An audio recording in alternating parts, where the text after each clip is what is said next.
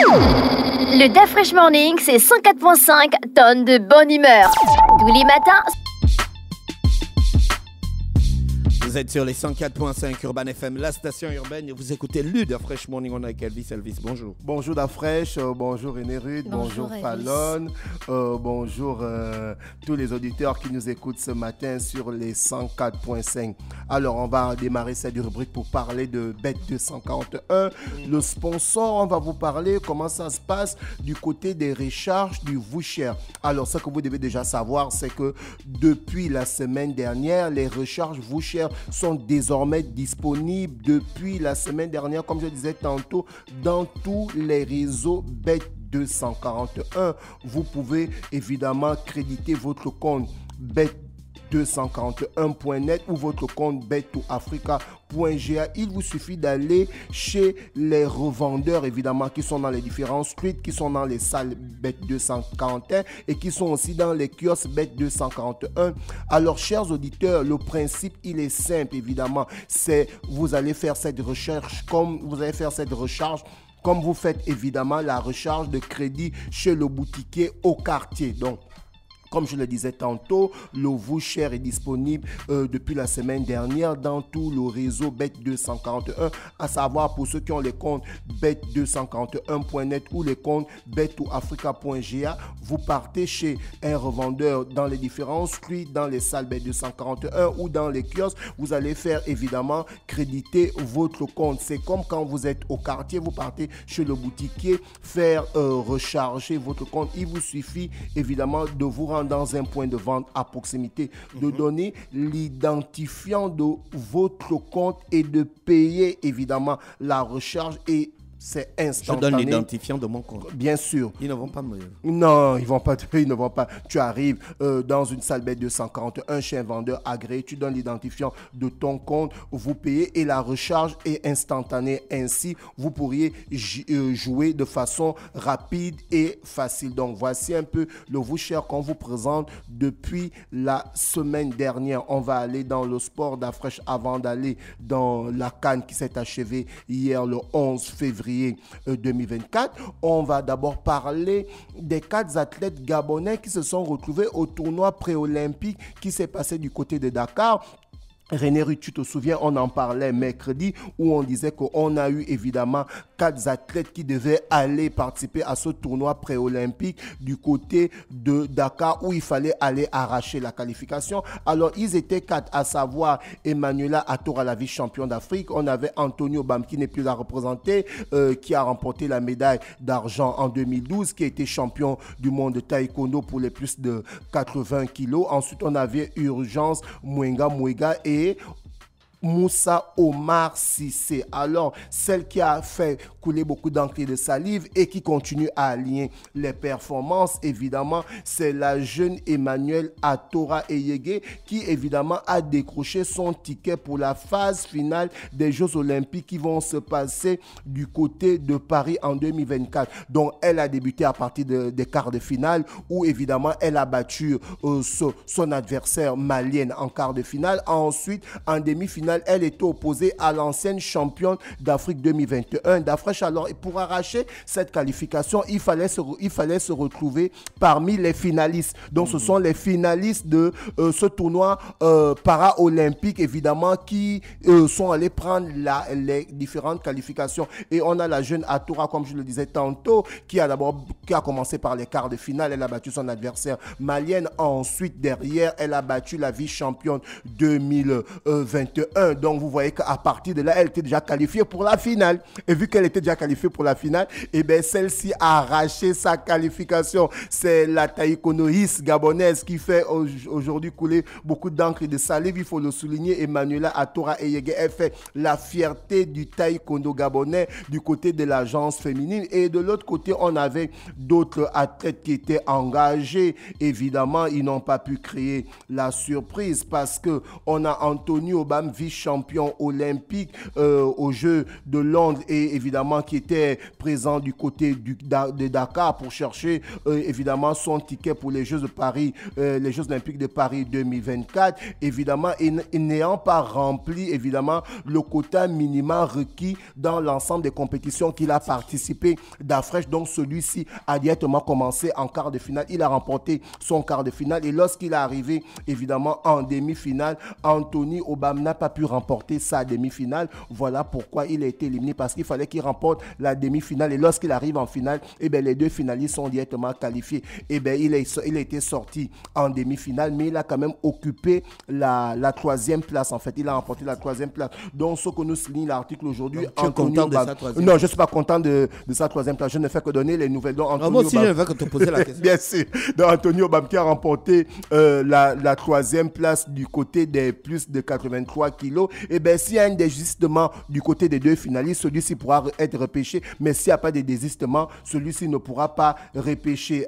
Et évidemment, on a Urgence Mwenga qui n'a pas pu évidemment créer la surprise. Et la grande déception, évidemment, depuis qu'on le souligne, c'est la déception de cet athlète gabonais qui bénéficie de la bourse, Amar Cissé, qui avait été annoncé comme grand athlète au niveau du taekwondo national, mais depuis que celui-ci bénéficie de la bourse du côté de l'Allemagne, évidemment, il a été sorti par son coéquipier avec qui il est en Allemagne, avec qui il s'entraîne. Donc, c'est la grande déception depuis pratiquement un bon bout de temps, parce que Amar Cissé n'arrive pas à aller chercher toutes ces grandes compétitions-là. Celui qui a été annoncé comme l'espoir du taekwondo gabonais, parce que Anthony Obam est dans la trentaine, donc tout avait été reposé chez ce jeune Amar Cissé, mais jusqu'à présent, là, il n'arrive pas à créer de sensations comme le fait évidemment la jeune Atoura Emmanuel qui a remporté évidemment cette qualification-là, mais qui a été aussi vice-champion d'Afrique. Donc, voici un peu les résultats. Donc, sur 4, on se retrouve avec juste la jeune Emmanuela Atoura qui est qualifiée pour les Jeux Olympiques pour parler de la discipline de taekwondo. Donc, Amar Cissé, Urgence Mwenga et Anthony Obam vont pratiquement suivre cette compétition ici au Gabon, évidemment, à la télévision. On va rentrer dans la Coupe d'Afrique des Nations. Il faut souligner que la CAF a augmenté de près de 40% les primes de la CAN 2023 qui s'est jouée en 2024 du côté d'Abidjan. On va vous sortir un peu les différentes primes. Donc, le vainqueur de la Coupe d'Afrique a remporté 6 400 000 euros. On dit bien 6 400 000 euros. Et bien, le deuxième de cette compétition a remporté 3 650 000 euros. Évidemment, les équipes qui se sont arrêtées en demi-finale ont remporté 2 280 000 euros. Et les équipes qui étaient en quart de finale, qui sont arrêtées en quart de finale, ont remporté 1 180 000 euros. Donc, voici un peu la cagnotte des équipes qui se sont retrouvées à partir des quarts de finale jusqu'en finale. Et ça a été évidemment là, le bonheur. Pour toute l'équipe. Non, là, c'est pour les équipes qui sont arrivées en quart de finale. Non, je dis les 6 millions d'euros là. Oui, c'est pour toute l'équipe. Avec l'encadreur. Tout le staff technique, les médecins, les préparateurs physiques, le coach adjoint, le chargé du matériel. Voilà, même le gars qui se lève les maillots. Même le gars qui se lève le maillot, le chargé du matériel en fait. On donne quand même un peu au collectif des supporters. Non, après, derrière, c'est à la fédération. Le président de la fédération a un bon cœur. Voilà, c'est au président de la fédération de mettre une politique en place pour permettre à ce qu'à chaque fois que l'équipe nationale se déplace, par exemple, il puisse avoir un grand collectif de supporters. Comme c'est pour l'équipe nationale. Oui. L'équipe nationale, c'est pas comme un club là où ils sont là constamment. Non. Donc, on ne va pas dire que l'argent, on va investir ça dans l'équipe nationale. On prend le pognon, on divise, on donne aux gens. Non, ça dépend de la politique d'Afresh. Une équipe comme la Côte d'Ivoire qui est structurée, leur championnat passe à Canal, plus la plupart des joueurs évoluent dans les grands championnats en Europe. Donc, tu comprends qu'il peut arriver qu'avant que cette cagnotte ne tombe, la Fédération ivoirienne de football avait déjà, par exemple, souligné aux Ivoiriens qu'à chaque fois que vous allez dépasser une étape, eh bien, vous aurez tel montant. Est-ce que tu comprends? Personnel. Donc, personnel proportionnellement. Donc, ce qui fait qu'il y a déjà ces primes qui ont été payées. D'accord. Après, le président de la République peut dire que si vous remportez la compétition, j'ajoute par exemple 20 millions à chacun. Donc, tout ça, ce sont les primes. Maintenant, après, quand vous venez remporter la cagnotte là, évidemment... c'est pour la fédération. Non, c'est pour la fédération, l'équipe et tout le staff. Donc, évidemment, la fédération peut dire que puisqu'on a un championnat amateur qui n'a pas de structuration, par exemple, en province, on va prendre cette part-là pour financer. Est-ce que tu vois un peu? C'est possible. Oui, c'est possible. Les joueurs ne vont pas se fâcher quand on veut notre argent. Non, les joueurs ne vont pas se fâcher, puisque derrière, évidemment, c'est la vulgarisation et la professionnalisation du ballon, du football, tu vois, non? Et comme ce sont eux les premiers ambassadeurs, tu comprends qu'ils ne peuvent que, évidemment, voir que c'est quelque chose de très important, parce que derrière, il faut assurer la relève. Est-ce que tu comprends? Donc, voici les différents prix, comme je le disais tantôt. Et ensuite, quand on regarde les trophées qui ont été remis pour cette Coupe d'Afrique 2023 qui s'est jouée en 2024, on parle de la 34e Coupe d'Afrique des Nations. D'Afresh, on constate que celui qui a été élu meilleur joueur de la compétition, c'est William Trost-Ekong. Il le mérite vraiment, parce que généralement, on donne le titre de meilleur joueur à l'équipe qui remporte le tournoi. Mais quand on regarde le parcours de la Côte d'Ivoire, au premier tour, c'était un fiasco. Nous tous, on est d'accord. 3 matchs, 2 défaites, 1 victoire et évidemment une défaite de 4-0. Il a fallu que le Maroc puisse battre la Zambie pour que la Côte d'Ivoire puisse être repêchée en tant que 4e meilleur 3e. Est-ce que tu comprends? Et on a pu voir Max Gradel, le capitaine des éléphants de Côte d'Ivoire, qui, même durant la cérémonie de la remise des récompenses, avait toujours le drapeau marocain. Donc on s'est dit, c'est quoi? Est-ce qu'il y a eu un deal autour de ce match? Oui, bien sûr. On est en train de spéculer. Pourquoi on a terminé cette phase des 8e de finale où le Maroc a été sorti et ensuite Max Gradel, il arrive en finale, il a toujours le drapeau marocain. C'est quoi cette reconnaissance? Pourquoi cette reconnaissance en fait, sachant qu'eux-mêmes ils sont allés chercher cette victoire à la CAN. Donc Max Gradel avait toujours le drapeau marocain et on a pu le voir aussi sur l'écran géant où il y avait toujours le drapeau du Maroc. Félicitations, parce qu'effectivement, D'Afresh, pour la petite histoire, si le Maroc n'avait pas battu la Zambie et qu'ils avaient fait match nul où la Zambie avait gagné, la Côte d'Ivoire devait être éliminée. Donc on s'est dit qu'est-ce qui s'est passé du côté du Maroc, et c'est durant ce match. C'est pas le Maroc qui organise la prochaine CAN. C'est le Maroc qui organise la prochaine. Mais donc c'est un coup de communication. Bon, peut-être c'est un coup de communication. Donc évidemment, William Trost-Ekong qui termine meilleur joueur de ce tournoi, le capitaine emblématique des Super Eagles. Il faut souligner que c'est aussi lui qui a été le défenseur le plus prolifique de cette compétition, évidemment, et le meilleur buteur de l'équipe du Nigeria avec 3 buts, le même nombre de buts que Lookman.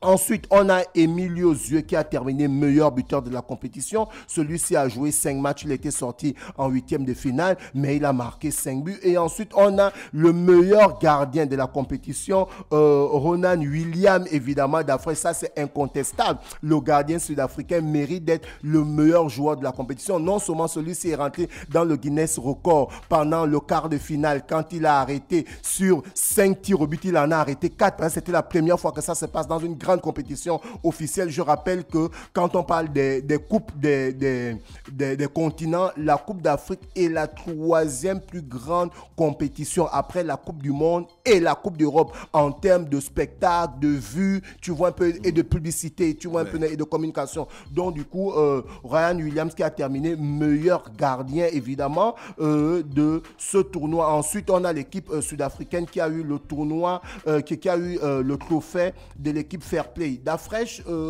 ça fait couler beaucoup d'encre et de salive, parce que beaucoup aimeraient que ça puisse être le coach de l'équipe des Super Eagles du Nigeria, qui a fait un très bon tournoi, parce que le Nigeria a terminé avec 7 points, le même nombre de points que la Guinée équatoriale, et le Nigeria est monté en puissance au fur et à mesure. Donc la seule défaite que le Nigeria a eue durant ce match, c'est cette défaite en finale. Mais le titre de meilleur entraîneur du tournoi revient à Emers Faye, l'entraîneur de la Côte d'Ivoire. Donc d'après, je voulais souligner à travers cette récompense au coach ivoirien pour dire qu'en fait, la vérité ne vient pas forcément d'ailleurs. Est-ce que tu vois, Dafresh? On peut aussi avoir la vérité dans notre maison. Est-ce que tu comprends? Lorsque la Côte d'Ivoire a perdu 2 matchs sur 3 pendant le premier tour, le coach français a été viré. La Fédération ivoirienne de football a demandé à la Fédération française de football s'il pouvait prêter évidemment l'ancien coach qui avait permis que la Côte d'Ivoire puisse remporter son deuxième titre en 2015, Hervé Renard.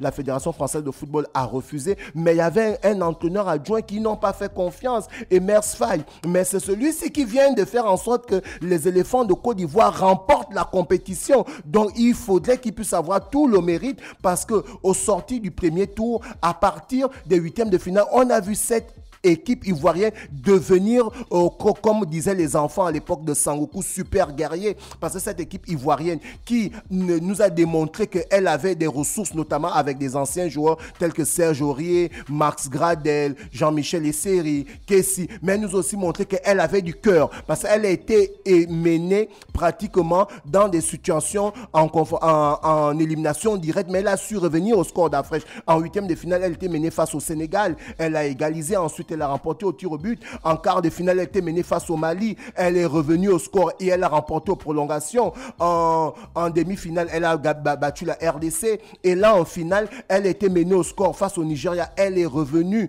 à un but partout et elle a remporté le match. Donc, tout cela, le mérite revient à qui? Le mérite revient au coach qui a su, évidemment, faire confiance aux anciens et qui a su qu'à un moment donné, il fallait lancer les jeunes. Pour ceux qui ont regardé la finale, vous allez comprendre qu'on était pratiquement dans la 70e minute où il a fait sortir Serge Aurier et il a fait sortir Max Gradel pour lancer les deux jeunes qui avaient marqué évidemment face au Mali. Donc vous comprenez que ce jeune coach Emers Faye, évidemment, quand il a le titre de meilleur entraîneur de la compétition, c'est parce qu'en 4 matchs, il a su amener les éléphants de Côte d'Ivoire pour remporter cette 3e étoile. Évidemment, franchement, on va pas terminer la rubrique pour ne pas souligner Sébastien Allais qui, il y a 1 an et demi, il avait été opéré pour un cancer des testicules. Donc celui-ci qui, pendant le premier tour et les huitièmes et les quarts de finale, il était pratiquement méconnaissable par rapport à son niveau, mais c'est celui-ci qui a permis à la Côte d'Ivoire non seulement de battre la RDC. J'ai lu son histoire. Tu as lu son histoire en demi-finale d'une reprise de volet. Et ensuite, c'est celui-ci qui vient encore qualifier et permettre à la Côte d'Ivoire de remporter cette CAN avec un geste zlatanesque parce qu'il a pratiquement mis un tchiki au ballon et ce tchiki a permis évidemment à la Côte d'Ivoire de remporter cette finale de la 34e édition de Coupe d'Afrique face au Nigeria, 2-1. Et bien, on rappelle que l'histoire a eu raison, évidemment, puisqu'il y a 40 ans, la Côte d'Ivoire avait organisé sa première CAN en 1984. La Côte d'Ivoire était sortie au premier tour et la finale, c'était Nigeria-Cameroun. Le Cameroun avait battu le Nigeria 3-1. Et 40 ans après, les Ivoiriens viennent se revenger et en remportant cette 3e étoile, dont évidemment la Côte d'Ivoire qui remporte cette 3e étoile en battant le Nigeria 2-1. Dafresh, qui aurait cru que cette équipe faible au premier tour allait remporter évidemment cette CAN? Personne n'avait misé sur la Côte d'Ivoire. Et bien la Côte d'Ivoire l'a fait. Donc aujourd'hui, la Côte d'Ivoire a 3 titres au niveau des Coupes d'Afrique, le même nombre des étoiles que le Nigeria. On va revenir sur le sponsor. Comme on le disait tantôt, chers auditeurs, on vous parle du Voucher qui est désormais disponible sur le réseau Bet241 pour créditer votre compte Bet2Africa.net ou pour créditer votre compte Bet241.net et votre compte Bet2Africa.ga. Il vous suffit d'aller chez les revendeurs, évidemment, dans les streets, dans les salles, dans les kiosques Bet241. Le principe est simple. Rechargez évidemment votre compte Voucher. Comme vous partez recharger le crédit chez le boutiquier au quartier, il vous suffit de vous rendre dans un point de vente à proximité et de donner l'identifiant de votre compte compte et de payer, évidemment. Et ensuite, votre compte sera rechargé de façon instantanée. Et dès que votre compte est rechargé, évidemment, vous pourriez évidemment faire vos paris de façon simple et plus rapide. Donc, c'était le Vous Cher amené par Bet241 ce matin. Merci Elvis avec nous ce matin sur les 104.5 Urban FM, la station urbaine dans le Da Fresh Morning. On va en musique et on se retrouve juste derrière. Le Da Fresh Morning, c'est 104.5 tonnes de bonne humeur. Tous les matins.